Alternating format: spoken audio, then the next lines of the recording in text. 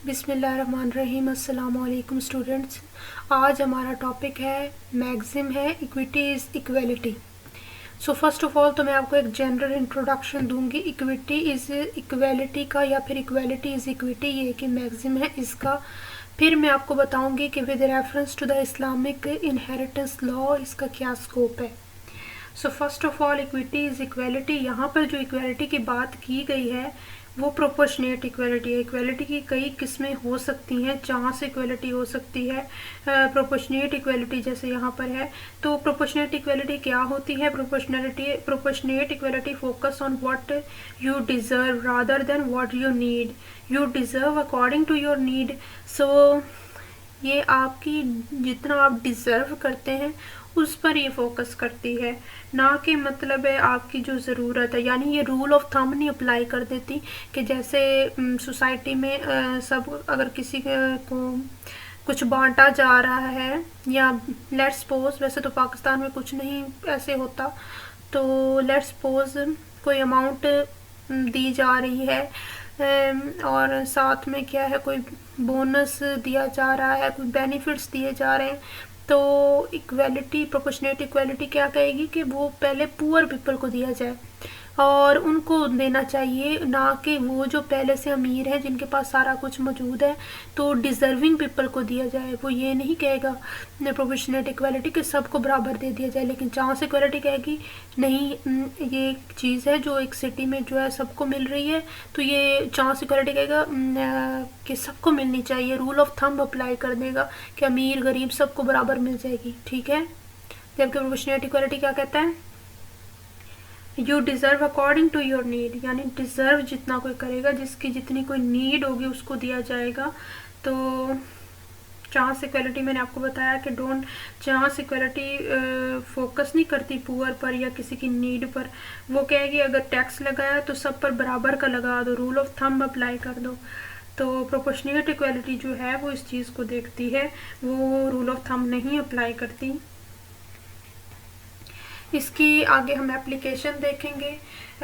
Application Islamic inheritance law से पहले हम देख लेते हैं जॉइंट टेनेंसी और कॉमन टेनेंसी का कंसेप्ट। जॉइंट टेनेंसी में क्या है कि इसमें भी चांस इक्वलिटी का कंसेप्ट अप्लाई किया जाता था कि अगर ए और बी पार्टनर्स थे सी के साथ किसी बिजनेस में, तो लेट्स सपोज बी की डेथ हो गई है, तो अब क्या होगा? अब जो उसके राइट्स थे, उसकी ओनरशिप थी, उसके बेनिफिट्स थे, जिसमें वो सारे क्या चले जाएंगे? ए को चले जाएंगे। तो क्योंकि वो दोनों पार्टनर्स थे तो एक की डेथ हो गई तो उसको मिल गई। यानी ये रूल ऑफ सर्वाइवरशिप पर बेस करती है, चांस इक्वलिटी है। तो इसमें ये, इसको कहते हैं हम जॉइंट टेनेंसी का कंसेप्ट। तो इसमें जो है लीगल हायर्स को कुछ नहीं मिलता था। फिर क्या हुआ? इक्विटी ने कंसेप्ट रिकॉग्नाइज करवाया कॉमन टेनेंसी का, जिसमें कहा गया कि नहीं, रूल ऑफ सर्वाइवरशिप अप्लाई नहीं होगा, बल्कि जो लीगल हायर्स हैं, लेट्स सपोज अगर एक की डेथ हो गई है, दोनों पार्टनर्स थे, तो उसके जो बेनिफिट्स हैं अब वो उसके लीगल हायर्स को जाएंगे, ना कि उस सर्वाइविंग पार्टनर को। ठीक हो गया। तो ये थी एप्लीकेशन इक्विटी इज इक्वलिटी की। प्रोपोर्शनेट इक्वलिटी का कंसेप्ट अप्लाई किया जा रहा है इसमें। आगे हम देखते हैं इसकी एप्लीकेशन जो है पार्टनरशिप एक्ट 1932 के सेक्शन 13 में भी है। पार्टनरशिप हम कहते हैं बिजनेस टू शेयर प्रॉफिट्स। ये तो एक जनरल डेफिनेशन है, लेकिन पार्टनरशिप में जो है वो डिसाइडेड होता है कि लॉसेस और जो है प्रॉफिट्स हैं वो कौन कितने शेयर करेगा, वो डिसाइड कर लेती हैं पार्टीज। लॉसेस और प्रॉफिट्स दोनों शेयर किए जाते हैं। ठीक है। तो rights and duties of the partner जो है वो प्रोपोर्शनेटली डिफाइन किए जाते हैं इसमें। इसी तरह से सेक्शन 43 अगर आप कॉन्ट्रैक्ट एक्ट का देखें तो उसमें क्या है, अगर लोन लिया हुआ है ए ने और बी ने सी से, तो क्या है कि उनकी अगर ए मुकर जाता है पेमेंट से, तो जो है सी है वो सारे प्रॉपर वो पैसे जो है वो रिकवर कर सकता है किससे? बी से। और बी उसको पैसे तो दे देगा, वो तो देगा, लेकिन वो क्या कर सकता है? ए से फिर वो सूट फाइल कर सकता है रिकवरी का, उसकी अमाउंट का, जो उसने उसका हिस्सा सी को दे दिया। ठीक है। उसकी जगह पर उसने सी को पे किया, वो अब ए से रिकवर कर सकता है bye filing a suit in the court of law, अगर ए उसको नहीं दे रहा तो। तो कंसेप्ट ऑफ श्योरिटी क्या है? श्योरिटी हम कहते हैं गारंटर को कहते हैं जामिन जो होता है। तो अगर किसी ने किसी से पैसे लिए हुए हैं और साथ में कोई गारंटर रखा हुआ है, लेट्स सपोज ए ने पैसे लिए सी से और बी वाज द गारंटर, तो ए जो है क्या हुआ, वो डिफ़ॉल्ट कर गया पेमेंट में। तो अब सी जो है वो गारंटर को कहेगा श्योरिटी जिसने दी थी कि तुम पे करो, तो वो अब बाउंड है उसको वो पेमेंट करने का। तो बाद में वो जो है वो प्रिंसिपल डेप्टर से रिकवर कर सकता है, यानी ए से वो रिकवर कर सकता है पैसे। तो लेट्स सपोज अगर ए इंसॉल्वेंट हो गया तो फिर क्या होगा? तो फिर तो वो इंसॉल्वेंट हो गया, फिर वो कुछ रिकवर नहीं कर सकता गारंटर, अब उसको अपने से ही भरने पड़े उसकी जगह। ठीक हो गया? क्योंकि इंसॉल्वेंसी में तो हम कुछ नहीं कर सकते ना, वो तो अब पापड़ हो गया। फर्दर जो है मैं आपको इसको अब इस्लामिक इनहेरिटेंस लॉ में इसका बता देती हूँ कि प्लेटो ने से कहा कि इक्वलिटी जो है वो एक किस्म का जस्टिस है। Further pointed out that if you can not find any other equality is the proper basis. इस मैक्सिम को जो है इक्वलिटी इज इक्विटी को हम कहते हैं इक्विटी डिलाइटेड इन इक्वलिटी और इक्विटी डिलाइटेड इन क्वालिटी, जिसका मतलब है which means that as far as possible equity would put the litigating parties on an equal level so far as the responsibilities are concern, यानी equal level पर रखेगी equity उन्हें। Equity will not play favourites, equity जो है वो equity favourites को नहीं support करती, यानी कि कुछ चंद लोगों को सपोर्ट नहीं करेगी, इसका मतलब ये है, यानी वो सबको इक्वली ट्रीट करेगी। ठीक है ना? जस्टिस फ्राई का कहना है when I say equality I do not mean equality in its simplest form but which has been sometimes called proportionate equality. Proportionate equality को पहले भी मैंने आपको बताया, नीड के अकॉर्डिंग जो है, जो जितना डिज़र्व करता है उसको उतने को उसके मुताबिक दिया जाता है। डिज़र्विंग पीपल को उनकी नीड्स के अकॉर्डिंग प्रोवाइड करना फैसिलिटीज़ बेनिफिट्स जो है, तो इसको प्रोपोर्शनेट इक्वलिटी कहा जाता है। एरिस्टोटल ने किस तरह डिफाइन किया है प्रोपोर्शनेट इक्वलिटी को? It treats all relevant persons in relation to the persons deemed rightful needs. ये जो डेफिनेशन है वो इधर रेलेवेंट है।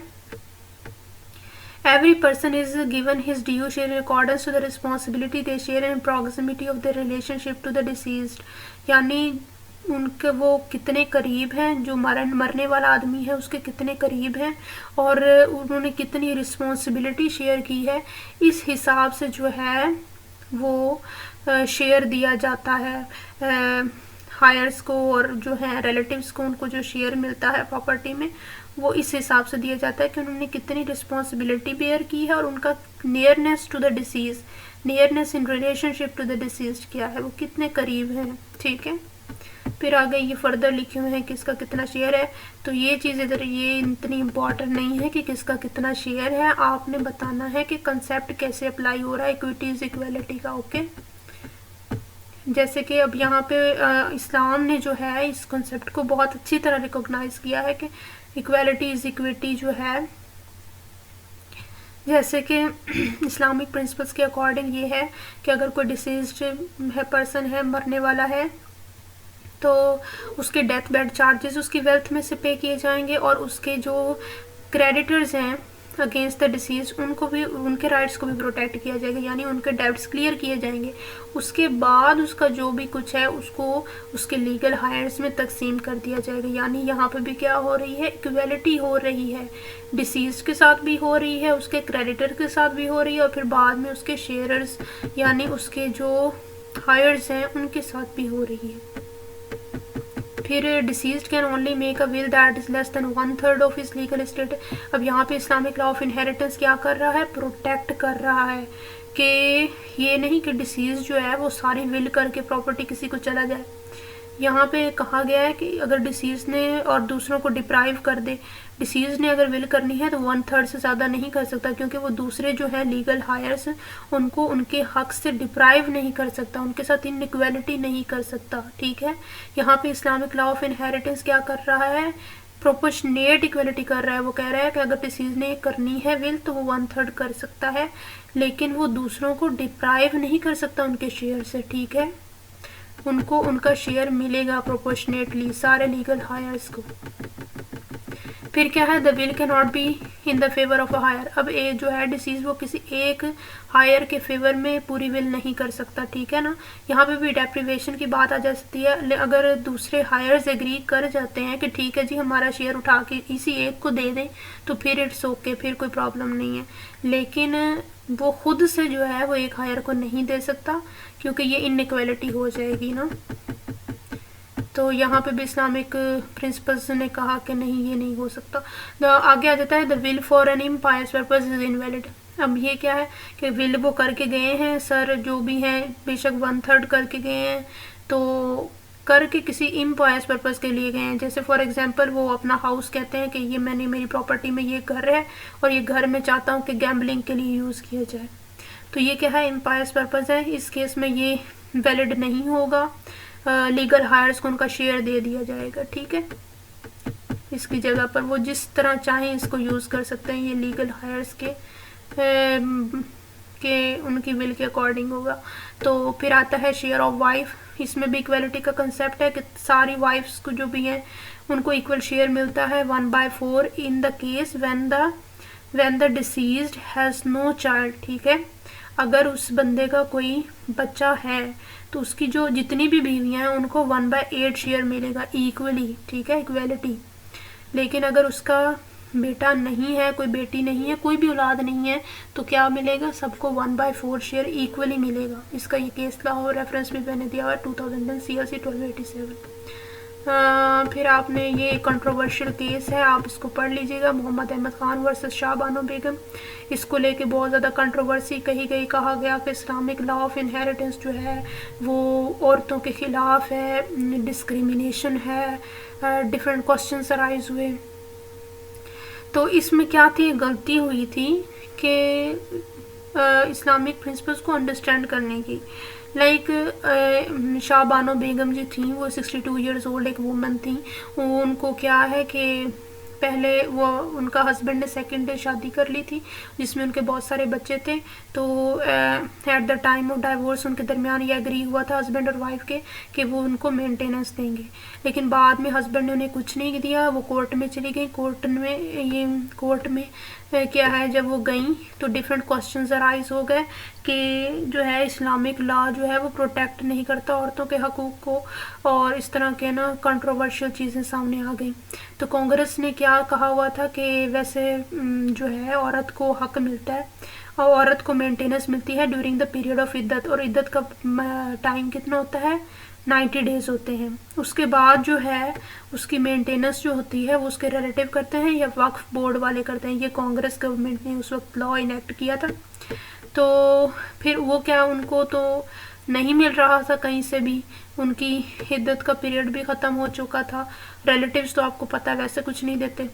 तो फिर उन्होंने क्या किया, criminal suit, she filed a criminal suit in the Supreme Court of India in which she won the right to alimony from her husband. Supreme Court ने क्या किया, उसको राइट दे दिया एलिमनी का from her husband, but triggered a controversy. लेकिन ये controversy बन गई कि जी इस्लाम में तो सिर्फ इद्दत के पीरियड के दौरान क्या है, मर्द पर ये है फ़र्ज़ के वो दे उसको मेंटेनेंस दे, तो आफ्टर इद्दत तो नहीं है। ये तो भाई हमारे इस्लाम के ख़िलाफ़ हो गया है और कंट्रोवर्शियल चीज़ें की जा रही हैं।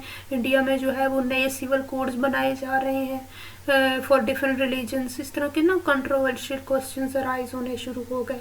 तो फिर क्या कहा गया कि कांग्रेस ने क्या किया, जब इतनी ज़्यादा कंट्रोवर्सी हो गई तो उन्होंने पास किया Muslim women protection of rights on divorce act 1986, ठीक है, जिसने क्या है सुप्रीम कोर्ट की जजमेंट को डाइल्यूट कर दिया। For the being controversy control हो गई। लेकिन बाद में क्या हुआ, सुप्रीम कोर्ट ने शाह बानो बेगम का जो केस था उसको अपहेल्ड किया। उन्होंने कहा जी ये बिल्कुल हमने ठीक किया है, ये कुरानिक प्रोविजंस के अकॉर्डिंग है और कुरान पाक में फरमाया गया है कि एंटाइटल टू वुमेन, यानी वुमेन एंटाइटल है for the maintenance if no means of earning. जी हाँ, बिल्कुल ये प्रोवाइडेड है कि कुरान पाक में कि अगर वुमेन के पास कोई मीन्स नहीं है अर्निंग के तो हस्बैंड जो है पहले वाला उसको मेंटेनेंस देगा, ठीक है। इसमें अंडरस्टैंडिंग में गलती थी। तो एज सच जो है जितनी कंट्रोवर्सी बनाई गई वो थी नहीं, बस अंडरस्टैंडिंग नहीं की गई सही तरह से कुरानिक प्रोविजंस की, तो इस तरह की कंट्रोवर्शियल चीज़ें भी सामने दिखती हैं, मिलती हैं, कंट्रोवर्शियल केसेस बना देते हैं लोग जो कुछ एक्सट्रीम माइंडेड होते हैं। तो एक और वर्स है हमारे पास जिस पे बहुत ज़्यादा अब भी कंट्रोवर्सी होती है कि Allah command you as regard to your childrens inheritance to the male a portion equal to that of 2 females. अब यहाँ पे कहते हैं जी औरतों के साथ डिस्क्रिमिनेशन है, मर्द को 2 हिस्से दिए गए हैं, औरत को 1 हिस्सा दिया गया है। अब मैं आपको समझाती हूँ कि मर्द को 2 हिस्से क्यों दिए गए। पहली बात कि उसकी रिस्पॉन्सिबिलिटी ज़्यादा होती है, वो एक तो मेंटेनेंस के लिए रिस्पॉन्सिबल है for the women and for the children. दूसरी बात वो डॉवर पे करता है वुमेन को, ठीक हो गया। तीसरी चीज़ ये कि वुमेन जो भी कुछ लेकर आती है वो उसमें से कुछ नहीं मांगता उससे, यानी कि अगर कोई पिछले घर से वो कुछ लेके आई है, जहेज या कोई भी चीज़ या गिफ्ट्स या उसको कुछ भी मिला है, तो उसमें क्या है, या कोई वो जॉब कर रही है फिर भी जो है उसका हस्बैंड उससे कुछ मांगने का पाबंद नहीं किया गया इस्लाम में। वो जो कुछ कमाती है वो उसका अपना है। हस्बैंड की ड्यूटी है कि वो दोनों की मेंटेनेंस करेगा, बच्चों की भी और वाइफ की भी, ठीक है। वाइफ जो कमा रही है वो उसका अपना है, जो गिफ्ट मिले हैं उसके वो अपने हैं, ठीक है। जो वो अपने फादर और मदर से लेके आई है वो उसका अपना है, ठीक है। अब एक और चीज़ भी बहुत इम्पोर्टेंट मैं आपको बताऊंगी कि अगर वाइफ को मतलब है वो लड़की जो भी है, एक तो उसे हिस्सा मिलता है अपने बाप की जायदाद में से जिसे हम तीसरा हिस्सा कहते हैं, और बेटे को 2 हिस्से मिल रहे होते हैं। एक तो वो वहाँ से हिस्सा लेकर आती है, फिर जब उसकी शादी हो जाती है तब वो अपने हस्बैंड की प्रॉपर्टी में से भी उसका हिस्सा होता है। वो जो हमने 1/8 शेयर पढ़ा था ना कि अगर बच्चे हों तो 1/8 शेयर वाइफ का होता है इन द प्रॉपर्टी, विरासत में। तो यहाँ पर भी उसको हिस्सा मिल रहा है, उसके बाप के घर से भी उसको हिस्सा मिल रहा है, डॉवर भी मिल रही है, मेंटेनेंस भी मिल रही है, साथ में अगर वो जॉब कर रही है तो वो उसके पैसे हैं, गिफ्ट्स मिल रहे हैं तो वो उसके हैं। इससे ज़्यादा औरत को क्या चाहिए, पहले बताएं मुझे, ठीक है। तो इट्स नॉट एन इनइक्वालिटी, ये एक किस्म की इक्वालिटी कही गई है। मैन पर रिस्पॉन्सिबिलिटी ज़्यादा होती है, इसलिए उसको, और उसने शेयर भी एक ही जगह से लेना होता है, अपने बाप से लेना होता है। जबकि वुमेन जो है वो पहले अपने फादर से लेके आती है, फिर आके हस्बैंड की भी विरासत में हिस्सेदार बनती है। तो it's equality, okay, it's not an inequality. ये चीज़ें जो है लोग समझते नहीं और कंट्रोवर्सी राइज करनी शुरू कर देते हैं। तो आगे मैंने ये कुछ एग्जांपल्स और दी हुई हैं कि combination daughter and grand daughter कि इनके हिस्सों में किस तरह से क्या है इक्वालिटी की गई है। कुरान पाक में क्या फरमाया गया है, man shall have a share in what parents and kinfolk leave behind and women shall have a share in what parents and kinfolk leave behind whether the property be small or large a determinate share, यानी दोनों को हिस्सा मिलेगा और determinate share मिलेगा। ये determinate share से क्या मुराद है, प्रोपोर्शनेट इक्वालिटी। कुरान पाक में खुद रिकॉग्नाइज किया है प्रोपोर्शनेट इक्वालिटी का कंसेप्ट। तो share of father and mother along with grand father and grand mother, तो इसमें भी आप देख सकते हैं कि मर्द और औरत का बराबर हक जो है हक रख दिया गया। तो share of father and mother along with grand father, इसमें यह कहा गया है कि अगर डिसीज्ड है तो उसकी प्रॉपर्टी में से 1/6 जो है शेयर वो उसके फादर को मिलेगा और 1/6 शेयर उसकी मदर को मिलेगा, यानी दोनों को बराबर रख दिया गया। तो आप कैसे कह सकते हैं कि वुमेन के साथ इनइक्वालिटी है। अगर उनका बेटा मर गया है, डिसीज्ड है, तो उसके फादर और मदर को बराबर प्रॉपर्टी मिल रही है। इन केस अगर फादर जिंदा नहीं है तो वो उनका शेयर 1/6 जो है ग्रैंड फादर को चला जाता है, और जो है इन केस मदर अगर जो है जिंदा नहीं है तो मटरनल ग्रैंड मदर को चला जाता है, अगर वो नहीं है तो पैटर्नल ग्रैंड मदर को चला जाता है, और अगर दोनों जिंदा हैं तो उनके दरमियान इक्वली डिस्ट्रीब्यूट कर दिया जाता है। तो देखें किस तरह से इक्वलिटी को इंश्योर करवाया गया है।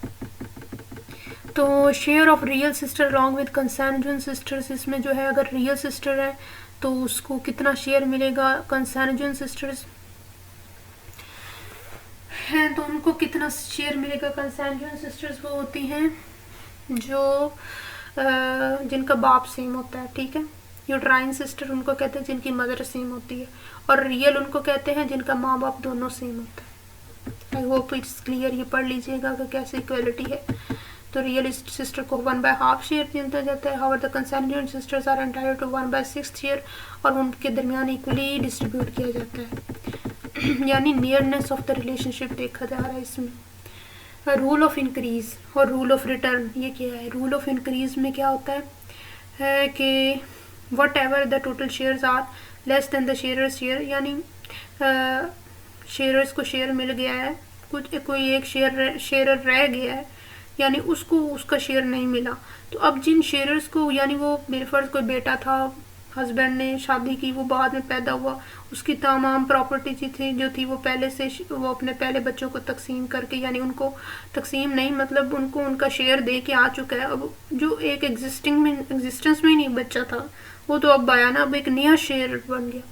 तो अब जो पहले वाले शेयर्स थे उनमें से उनकी प्रॉपर्टी का प्रोपोर्शनेटली क्या होगी, उनकी प्रॉपर्टी में से उनका हिस्सा निकाला जाएगा, डिडक्शन की जाएगी, और वो जो नया शेयरर है उसको उसका हिस्सा दिया जाएगा। प्रोपोर्शनेटली डिडक्शन के बाद तमाम शेयरर्स की उसको उसका हिस्सा निकाल के दिया जाएगा इक्वली। इसको कहते हैं rule of increase. Rule of return, rule of return क्या है देखें। Rule of return also supplements the principle of proportionality equality. The return can only be on the blood relations that are in the sharers. That if there remains certain property after providing the sharers their due share, and there is no residual distant kindred relation, यानी shares को उनका share provide कर दिया फिर भी कोई property रह गई है, ठीक है, वो ब्लड रिलेशन, यानी उनका जो शेयर्स हैं उनका आपस में ब्लड रिलेशन है, तो कोई प्रॉपर्टी रह गई है तो अब उसको क्या करेंगे, उसको इक्वली डिस्ट्रीब्यूट करवा देंगे। जो शेयर्स थे उनको शेयर मिल गया फिर भी प्रॉपर्टी बच गई, तो फिर ड्यू रेशो में property is to be returned again to the shares in the due ratio of their share so that there is an equitable distribution in accordance to the Islamic principles. फिर आता है share of father and mother, ये आपने देख लेना है। फिर ये वर्ड्स है दी हुई है, ये पढ़ लेनी है आपने। फिर difference among the shares in the presence and absence of the children क्या है, ये बहुत इजी है, ये आपने बस रीड करना है। इसके आप स्क्रीनशॉट ले सकते हैं, ये मैंने असाइनमेंट बनाई थी on the scope of equities equality with reference to the Islamic law of inheritance पर the share of grandson. अब ये बहुत इंपॉर्टेंट चीज़ है, ये आप सुन लीजिए। ग्रैंड सन का शेयर इस्लामिक लॉ में जो था ना, वो Islamic law follows the fact that the legal estate is only devolved to the living person and the predecessors cannot receive any share. Islamic law ये concept follow किया जाता था कि जो जिंदा है ना उनको उनका शेयर मिलता था, जो मर चुके हैं उनको नहीं मिलता था। यानी अगर एक फादर हैं, उनके 4 बच्चे थे, एक बेटे की डेथ हो गई, तो बाकी जो 3 बच्चे हैं तो उनको उनका हक दे दिया जाता था, यानी वो प्रॉपर्टी सारी उनको दे दी जाती थी। जो मर गया उनके बच्चों का क्या बनेगा, ठीक है ना। ये चीज़ जो थी, ये कंसेप्ट रिकॉग्नाइज नहीं किया था। इस प्रॉब्लम को सॉल्व करने के लिए section 4 of the Muslim family law ordinance 1961 आया, जिसमें कहा गया in the event of death of any son or daughter of the propositus before the opening the children of such son or daughter, if any at the time succession opens shall per stripes receive a share equivalent to the share which a son or daughter as the case may be would have received if alive। यानी जो सन or daughter अगर जिंदा होते उनको उस वक्त जितना share मिलना था अब उनके लीगल रिप्रेजेंटेटिव्स को मिलेगा। ठीक हो गया, आई होप आपको क्लियर हो रहा है कि यानी अगर जो उसके फादर की डेथ हो गई है, अगर वो जिंदा होते, यानी सपोज किया जा रहा है कि अगर वो जिंदा होते और उनको जो उनका शेयर मिलना था, ठीक है, वो शेयर अब उनको नहीं मिल रहा, उनके बच्चों को मिलेगा। जैसे ग्रैंड फादर को मिल जाता है ना, इन केस ऑफ फादर की डेथ, फादर नहीं है तो ग्रैंड फादर को शेयर चला जाता है। इसी तरह से कहा गया कि अगर बेटे की डेथ हो गई है तो पोतों को शेयर चला जाएगा, पोतियों को चला जाएगा।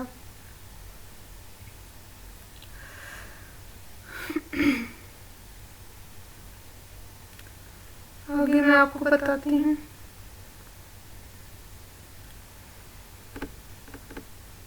ये मैंने आपको शेयर ऑफ ग्रैंडसन बता दिया है in case of death of his father.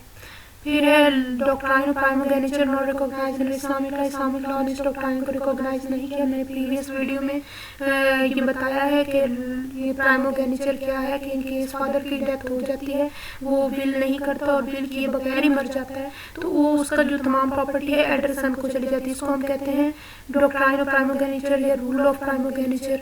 तो इस चीज़ को इस्लामिक लॉ ने रिकॉग्नाइज नहीं किया। इस्लामिक लॉ ने कहा कि ये जो है इस्लामिक प्रिंसिपल्स के खिलाफ है, कि दूसरे जो है शेयर्स को डिप्राइव किया जा रहा है, इसमें ये इक्वलिटी नहीं है, इसलिए इस्लामिक लॉ ने इसको रिकॉग्नाइज नहीं किया डॉक्ट्राइन ऑफ प्राइमोजेनिचर।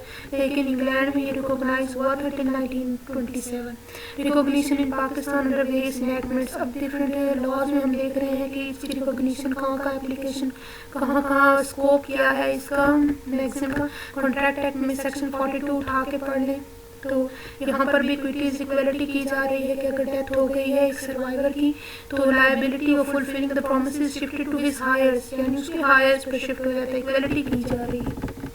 69 और 70 पढ़ लें। 69 में क्या है, if someone pays the amount of someone else then he can sue the person to obtain his money। 70 में क्या है, where a person lawfully does anything for another person or delivers anything to him the latter is bound to make compensation to the former। ठीक है, अगर किसी ने किसी के लिए कुछ किया है तो दूसरे को चाहिए कि उसको कंपनसेट करे, मुफ्त में नहीं किया ना ही उसकी इंटेंशन थी। जैसे कोई गलती से अपना कुछ सामान भूल गया और वो पहले वाला उसको अपना ट्रीट करता है तो अब उसको चाहिए कि उस सामान की पेमेंट कर दे जिसका वो था, इक्वलिटी करे। 146 145 कॉन्ट्रैक्ट का ये गारंटर का मैंने आपको शुरू में भी बताया है कि इन केस अगर डेप्टर नहीं डिफॉल्ट कर देता है तो कौन पे करेगा, गारंटर पे करेगा और बाद में गारंटर जो है प्रिंसिपल डेप्टर से अपने पैसे क्लेम कर सकता है bye filing a suit in the court. उसके बाद 145 146 में यही है, ये आपने पढ़ लेना है। बहुत सिंपल वर्डिंग लिखी हुई है, ये शॉर्टेज का कंसेप्ट दिया हुआ है। फिर transfer property marshalling by subsequent purchaser. इसमें क्या है कि लेट्स सपोज ए ने जो थी उसके पास प्रॉपर्टी थी, ABC प्रॉपर्टीज थी या फिर XYZ प्रॉपर्टी थी, उसमें से जो है एक प्रॉपर्टी जो है मॉर्टगेज करवा दी थी। फिर जो है उसने वही प्रॉपर्टी जो है वो सेल कर दी बायर को, किसी बंदे को, बोनाफाइड परचेजर था। तो अब जो मॉर्टगेजर है उसको कहा गया है कि वो उस प्रॉपर्टी में से पहले जो है अपना डेब्ट लोन जो है वो निकाले जो मॉर्टगेज की गई थी, यानी जो सेल नहीं की गई, जो मतलब है ए ने बी को नहीं ना बेची, उस प्रॉपर्टी में से वो अपना पहले डेब्ट सेटिस्फाई करे। अगर वो वहाँ से नहीं होता तो फिर उस प्रॉपर्टी की तरफ आए जो सेल हो गई है, यानी बोनाफाइड परचेजर के राइट्स को प्रोटेक्ट किया जा रहा है कि पहले जो है मॉर्टगेजर उन प्रॉपर्टी से अपना लोन सेटिस्फाई करेगा जो बोनाफाइड परचेजर ने नहीं खरीदी, लेकिन अगर उसका वहाँ पे सेटिस्फाई नहीं होता तो फिर वो उसकी तरफ आएगा। फिर इसको मार्शलिंग और सब्सिक्वेंट परचेजर कहा जाता है। Section 82 transfer property act. फिर property subject to mortgage belongs to or more person have distinct and separate rights of ownership, यानी दो बंदों ने खरीदी मॉर्टगेज प्रॉपर्टी तो अब वो मिलकर सेटिस्फाई करेंगे, रिलेटिवली जो भी उनका पोर्शन बनता है वो अब लोन बराबर मिलकर देंगे मिलकर। तो ये प्रोपोर्शनेट इक्वलिटी का कंसेप्ट है। Common tenancy instead of joint tenancy आपको शुरू में ही बता दिया। सेक्शन 25 कॉन्स्टिट्यूशन ऑफ पाकिस्तान में भी इसकी रिकॉग्निशन है।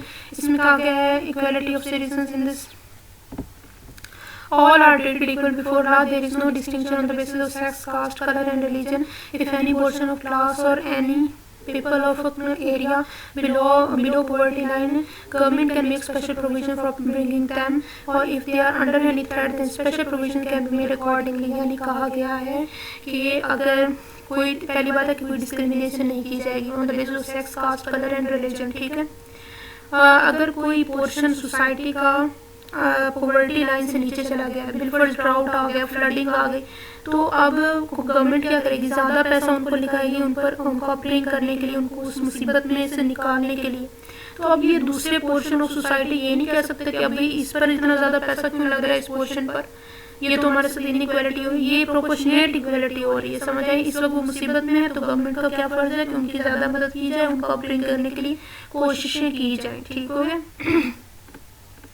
इसी तरह से आर्टिकल 51(1) भी दे सकते हैं, seats have been reserve for women in parliament and 10 seats have been reserve for non Muslims in the National Assembly. यानी वुमेन और नॉन मुस्लिम्स जो है ये माइनॉरिटीज़ हैं, इनको कंसिडर किया जाता है कि वुमेन को ने जो है ज़्यादा पढ़ी लिखी नहीं होती, इनको ज़्यादा सीट्स नहीं मिलती, जॉब्स नहीं मिलती, तो इनको अपब्रिंग करने के लिए और नॉन मुस्लिम्स को अपब्रिंग करने के लिए, इनको एक पार्ट ऑफ सोसाइटी बनाने के लिए इनके लिए सीट्स रिजर्व कर दी गई हैं। तो ये भी क्या है, ये भी प्रोपोर्शनेट इक्वलिटी का कंसेप्ट यहाँ पे फॉलो हो रहा है। तो आज के लिए इतना ही। Thank you very much. Please like and subscribe my channel. अल्लाह हाफिज़।